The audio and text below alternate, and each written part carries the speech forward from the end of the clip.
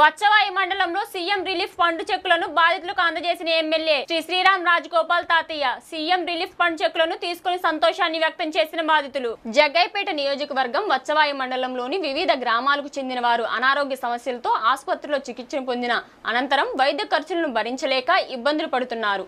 ఈ సందర్భంలో ఎమ్మెల్యే శ్రీ శ్రీరామ్ రాజగోపాల్ తాతయ్య బాధితుల తరపున సిఫారసులు చేసి ముఖ్యమంత్రి సహాయ నిధికి పంపించగా ప్రభుత్వం మొత్తం 12 లక్షల రూపాయలు మంజూరు చేసింది. ఈ చెక్కులను వత్సవాయి గ్రామంలోని మండల తెలుగుదేశం పార్టీ అధ్యక్షులు వడ్లమూడి రాంబాబు ఇంటి వద్దే ఎమ్మెల్యే స్వయంగా బాధితులకు అందజేశారు.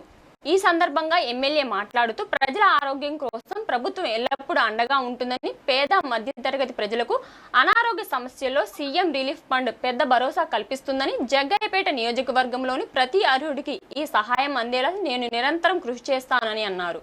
ఈ కార్యక్రమంలో కూటమి నాయకులు, కార్యకర్తలు తదితరులు పాల్గొన్నారు.